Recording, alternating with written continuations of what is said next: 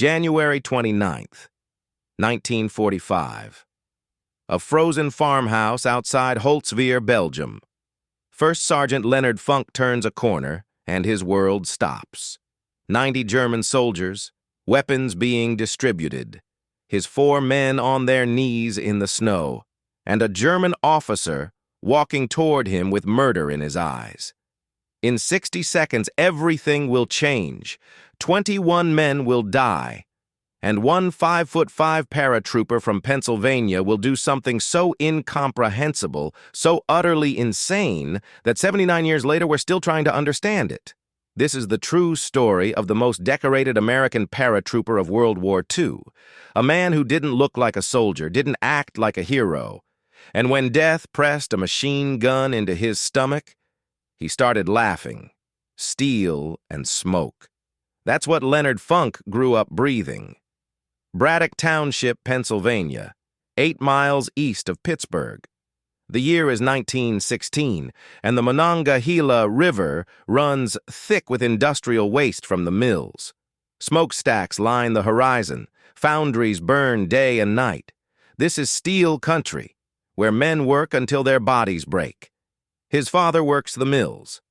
12-hour shifts, 6 days a week for wages that barely feed a family. Young Leonard watches his old man come home each night covered in soot, hands scarred and calloused, exhausted to his bones. This is what awaits boys in Braddock: the mills, the smoke, the slow grind of industrial labor. But Leonard has a younger brother. Someone has to look after him. Someone has to be responsible. At an age when most kids worry about baseball and comic books, Leonard Funk learns what it means to be the man of the family. By the time he graduates high school in 1934, the Great Depression is grinding through its 5th year.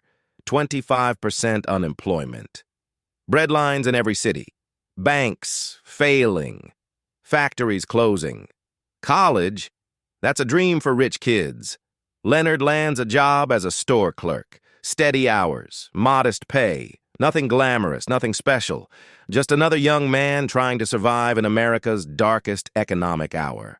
7 years pass. Leonard stocks shelves, makes change, watches the world slide toward catastrophe. Europe is at war. Germany has conquered Poland, France, most of the continent. Japan is rampaging through Asia. America isn't in it yet, but everyone knows it's coming. June 1941. Congress extends the draft. Leonard's number comes up. He's 24 years old, 5'5", 140 pounds. The physical examiner probably thinks, desk job, file clerk, something safe. But Leonard Funk doesn't want safe. He volunteers for the paratroopers. In 1941, American airborne forces are brand new. The concept itself, barely tested. You jump out of an airplane at 1,200 feet, land behind enemy lines, and fight surrounded. Most soldiers think it's suicide. The volunteers who step forward, they're a different breed. They have to be. The training is designed to break you. 5 weeks of hell, running until you collapse, climbing until your hands bleed, falling over and over, learning to hit the ground without shattering your ankles. The physical conditioning washes out half the candidates. Then come the jump towers, 100-foot drops on metal cables. Your stomach lurches, your body screams. But you learn to control the fear. Then the real thing. A C-47 at 1,200 feet. The door opens. Wind screams past. The ground is impossibly far below. Everything in your brain says, stop, grab the door frame, don't jump. But you jump. You have to jump. And either your chute opens, or it doesn't. Most of the time it opens. Half the candidates wash out. Leonard Funk earns his wings. By June 1944, he's a squad leader in Company C, 508th Parachute Infantry Regiment, 82nd Airborne Division. Not because he's the biggest or the loudest, but because when things go wrong, Leonard Funk doesn't panic. He thinks, he acts. And men follow, June 6, 1944, 1:30 in the morning, somewhere over the English Channel. The C-47, Skytrain lurches violently as flak explodes around it. Leonard Funk stands in the stick, the line of paratroopers waiting to jump, 60 pounds of equipment strapped to his body. Thompson submachine gun, ammunition, grenades, rations, medical kit. Enough weight to drown you if you land in water. The aircraft is at 400 feet. Too low, way too low. You're supposed to jump at 1,200 feet. At 400, if your main chute malfunctions, you won't have time to deploy your reserve, but the pilots can't climb. German anti-aircraft fire is everywhere. Tracers arc through the darkness like angry hornets.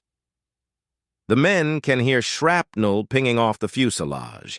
Any second, a direct hit could tear this plane apart. The green light comes on. Funk jumps. The propeller blast hits him like a hammer. Then the chute deploys, and suddenly, everything is quiet. Peaceful almost. Below him, occupied France. Enemy territory in every direction. The D-Day airborne operation becomes chaos within minutes. German flak has scattered the formations across 50 miles of French countryside.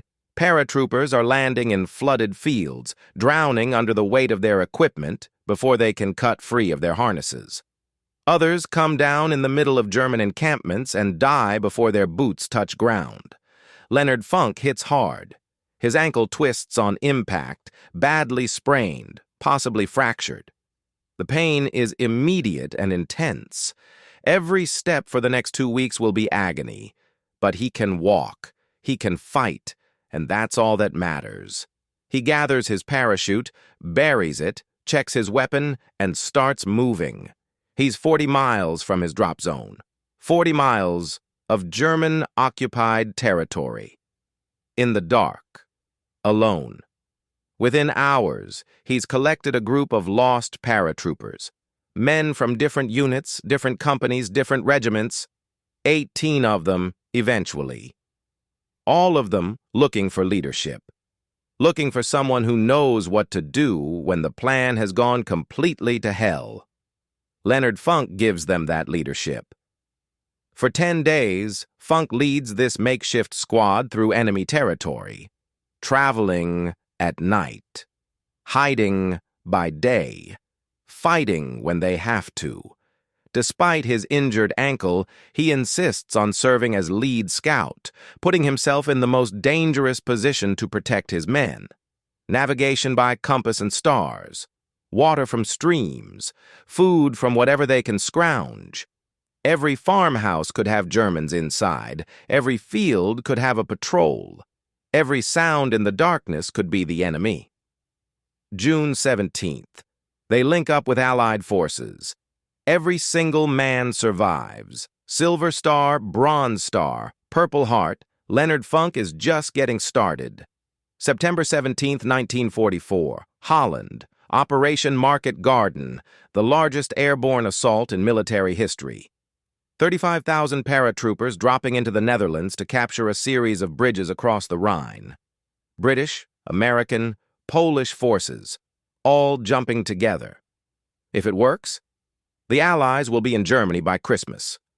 Company C lands near Nijmegen, secures their drop zone, standard procedure.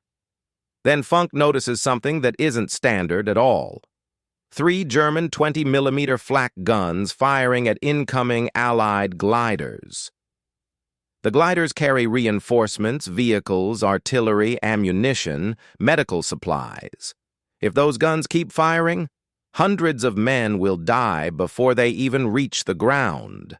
The gun position is dug in on high ground near Grossbeek. Approximately 20 German soldiers manning the weapons and providing security, sandbags, camouflage, interlocking fields of fire. This is a prepared defensive position. Leonard Funk has 3 men. Standard military doctrine says you need a 3-to-1 advantage to assault a fortified position. Funk has the opposite. He's outnumbered almost 7-to-1. He attacks anyway. Leading from the front, Funk and his 3-man patrol assault the German position. They move fast, using terrain for cover, hitting the Germans before they can organize a defense. The firefight is brutal and close. Grenades, rifle fire, men screaming. In minutes, it's over. 20 Germans dead or captured, all 3 flak guns silenced. The gliders land safely. The Distinguished Service Cross, second highest decoration for valor. Most soldiers who earn even one spend the rest of their lives trading on that fame. Leonard Funk goes back to work. December 16th, 1944. The Germans launch their last desperate offensive, the Battle of the Bulge. 3 armies, 400,000 men, 1,400 tanks, 1,900 artillery pieces. They crash through American lines in the Ardennes forest, aiming for the port of Antwerp. Hitler's plan is insane, but almost works. He's gambling everything on one massive attack to split the Allied armies, capture Antwerp, force a negotiated peace in the West so Germany can focus all its strength on the Soviets in the East. For the Americans, it's a catastrophe. The offensive hits thinly held sectors manned by green troops and exhausted veterans pulled off the line to rest. Entire divisions collapse. Thousands of soldiers surrender. The German advance creates a bulge 50 miles deep in the Allied lines, the largest battle the American army will fight in World War II. The weather is brutal. Snow, ice, temperatures dropping to 5 degrees below zero. Men freeze to death in their foxholes. Weapons jam. Vehicles won't start. Frostbite claims as many casualties as bullets. The cold is a weapon all by itself. But the cold isn't what changes Leonard Funk forever. December 17th, 1944. One day into the offensive. Near the Belgian crossroads of Bagnères, a convoy from the 285th Field Artillery Observation Battalion runs into the spearhead of Kampfgruppe Piper, an SS armored battle group. The Americans are rear-echelon troops, artillery observers, radio operators. They're not equipped for a fight with tanks. After a brief engagement, 113 Americans surrender. Hands up, weapons down, prisoners of war. The SS herds them into a farmer's field near the crossroads. Then the machine guns open fire. The Germans shoot them down like animals. Men who try to run are cut down. Men who fall wounded are finished off with shots to the head. 84 Americans die in that frozen field. Some survive by playing dead, lying in the snow for hours with German boots walking past them, German voices laughing. When darkness finally comes, 43 survivors crawl away and make it back to American lines. The news spreads through the American army like wildfire. The Germans are executing prisoners. The SS is murdering men who surrendered. Malmedy changes everything. Before Malmedy, the war in Europe had rules. Unspoken, unofficial, but real. Soldiers surrendered when the situation was hopeless. Prisoners were treated according to the Geneva Convention. There was a grim professionalism between enemies. After Malmedy, the rules are gone. American soldiers swear they'll never surrender to the SS. Some units pass down unofficial orders. No SS prisoners. When Leonard Funk hears about the massacre, something hardens inside him. He's already seen too much. Normandy, Holland, friends dying in fields and forests across Europe. But this is different. This is murder. Cold-blooded execution of men who surrendered in good faith.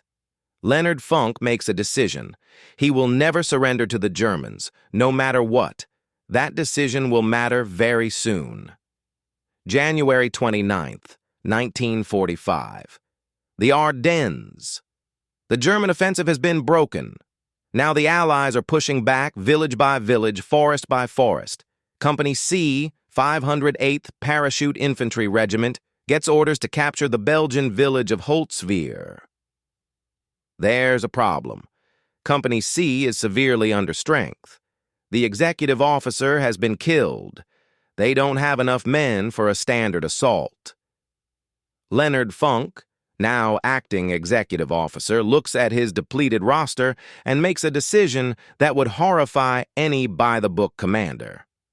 He walks into the company headquarters area where the clerks, supply personnel, and cooks work.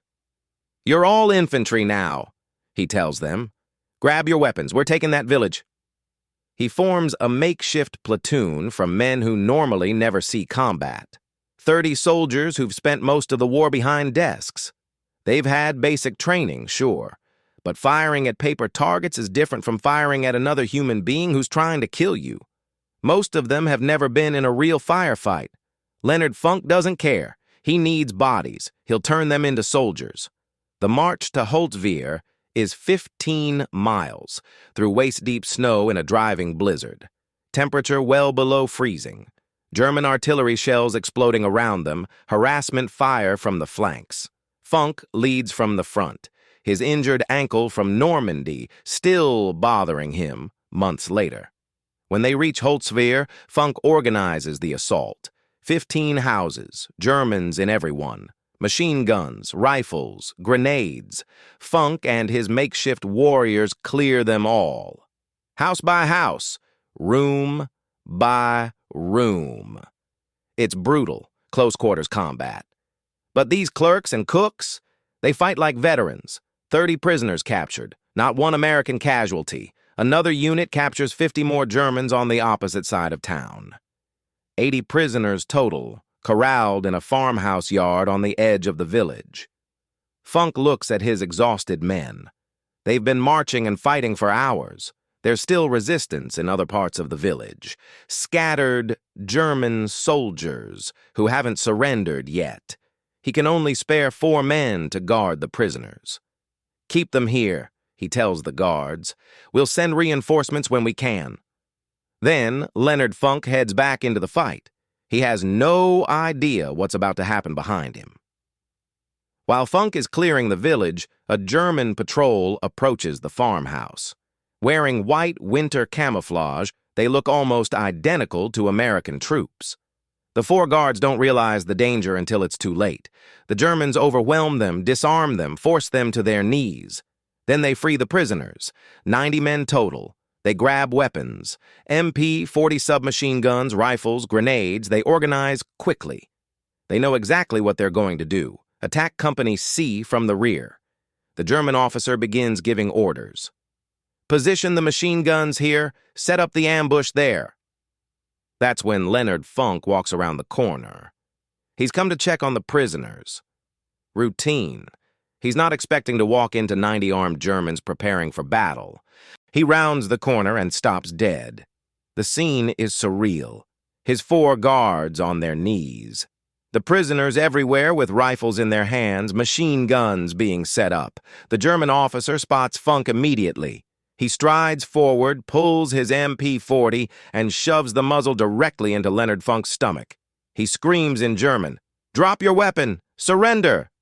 Leonard Funk doesn't speak German. He has no idea what the officer is saying. The officer screams again, louder. His face turning red, veins bulging, spit flying. Funk looks around. 90 German soldiers. His 4 men disarmed and helpless. A German machine gun pressed against his stomach. There is absolutely no scenario where Leonard Funk wins this fight. He is outnumbered 90-1.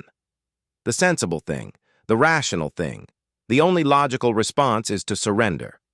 But Leonard Funk remembers Malmedy. 84 Americans murdered in a field. He's already decided he will never surrender. Never. So instead of dropping his weapon, instead of raising his hands, Leonard Funk does something completely inexplicable. He starts laughing. Nobody knows exactly why. Maybe it was a tactic to confuse the enemy.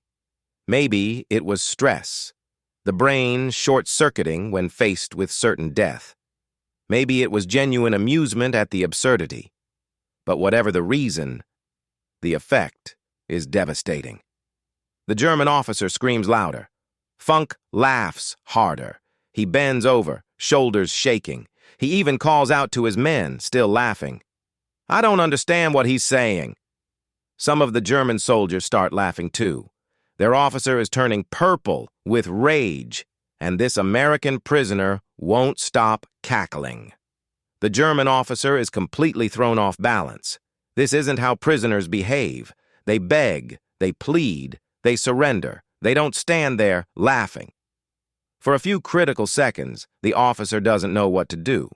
And Leonard Funk uses those seconds. Still appearing to laugh, Funk slowly reaches up toward his Thompson. It's slung over his shoulder. The German officer watches. Good. The American is finally surrendering his weapon. Funk's hand closes around the grip. He begins to unsling it. Slowly, carefully. The German officer relaxes slightly. He's about to have another prisoner. Then, Leonard Funk moves. In one motion, faster than thought, he swings the Thompson down, brings the muzzle into line with the German officer's chest, and squeezes the trigger. The M1A1 Thompson fires at 600 rounds per minute. At point-blank range, each bullet hits like a sledgehammer. The first burst catches the German officer square in the chest. He's dead before his brain registers what happened. Funk doesn't stop. Can't stop. The moment he started shooting, he committed to a single course. Kill everyone or die trying. He pivots, still firing. The Thompson sprays an arc of lead across the Germans nearest to him. Men scream. Men fall. Blood sprays across the white snow. The magazine empties in seconds. This is the critical moment. A Thompson takes 2 seconds to reload. 2 seconds is forever in a firefight. 2 seconds is enough time for 90 Germans to kill 1 American. But Leonard Funk has reloaded his Thompson thousands of times. Muscle memory. He yanks the empty magazine out, slams a fresh one in, racks the bolt. Less than a heartbeat. And he keeps shooting. At the same time, he's screaming. "Pick up their weapons! Pick up their weapons!"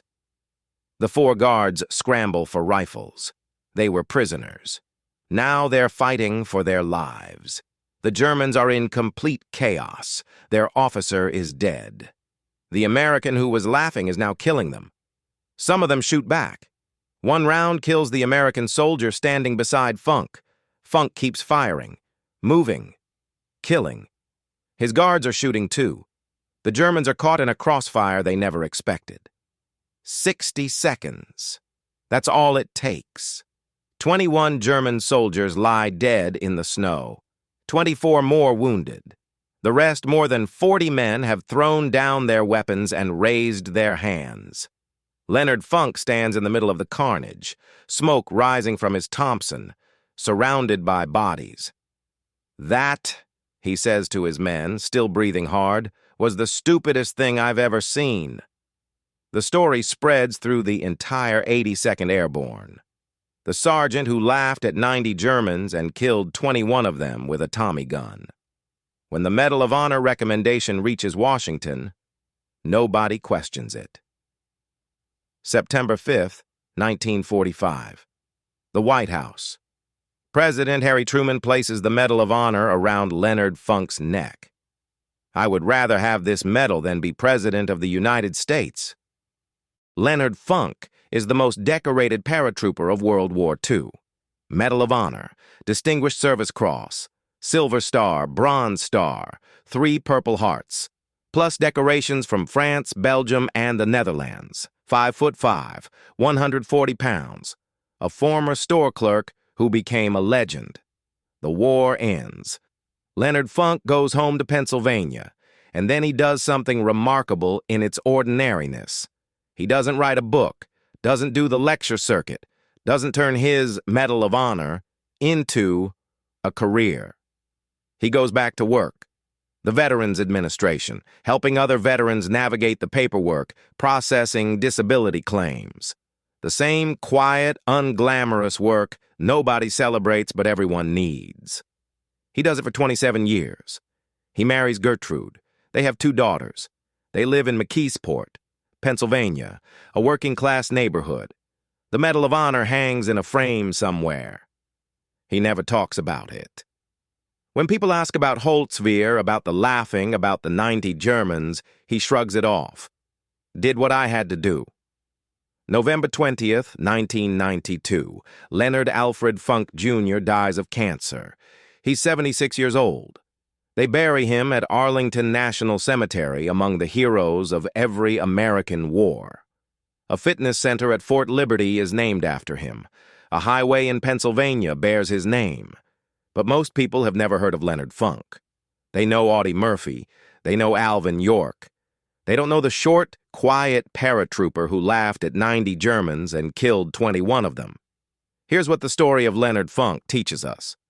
War doesn't favor the big. It doesn't favor the strong. War favors the ones who keep thinking when everyone else has stopped. At Holtzwihr, Leonard Funk had every rational reason to surrender. 90 against 1. A gun in his stomach. Any sane person would have given up. But Funk wasn't thinking about mathematics. He was thinking about Malmedy, about 84 Americans murdered in a field. And he was thinking about his men who would be slaughtered if these Germans escaped. So he laughed. And while the officer was confused, while everyone was off balance, Leonard Funk made his move. 60 seconds later, he was standing in a field of bodies. Alive when he should have been dead. It shouldn't have been possible. But Leonard Funk didn't care about possible. He cared about his men, about his mission, about never surrendering to an enemy that had forfeited any claim to mercy. There's a military principle called the Boyd cycle. Observe, orient, decide, act. Fighter pilots call it getting inside the enemy's decision loop. You act faster than they can react. You create chaos in their minds while maintaining clarity in your own.